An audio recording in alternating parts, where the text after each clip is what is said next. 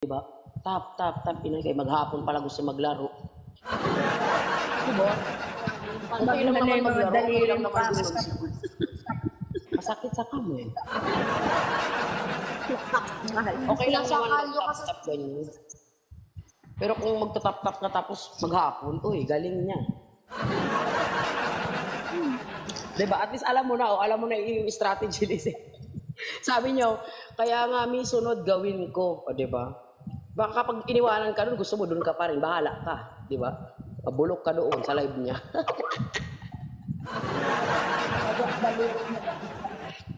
Pagkabalik mo dito, ang pangalan mo na Putol, hindi na Lisel. Ganito rin, di ba ito, yung daliri mo ganyan na oh. Kay kakapal ko dot doon maghapon. Ay, alam mo yung nakikinig pala doon sa taas. Hello po. Akit ka dito, ano, that smell ba? Ano ba to? Uy, babae nga. Akit ka rito, ate, halika. I-follow nyo nga guys, kanina pa yan dyan nasa baba. Ayaw nyo umakit, nahihiya siguro yan. Nakapollow na Alam yan niyo sa naman, akin. ang pangalan mo, hindi na Lisel, Putol na.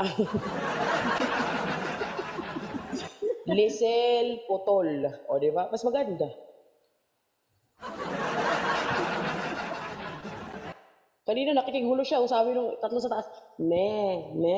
Sabi niya rin sa baba, me. Tingnan nyo, layasang ko nga sila kanina. Oh, ano kayo ngayon? May wala.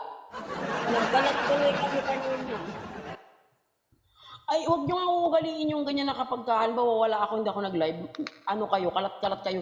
Mas maganda kasi guys, yung kapag kabay pumasok na isang tao dun sa live ninyo, kayo lang yung magkakasama.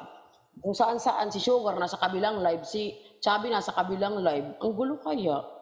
Diba?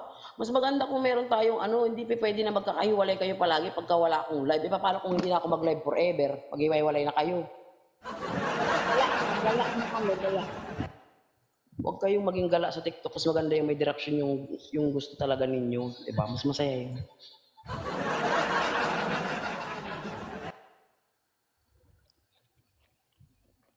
Uy, Ate Mel, akit ka po. Sino ba to?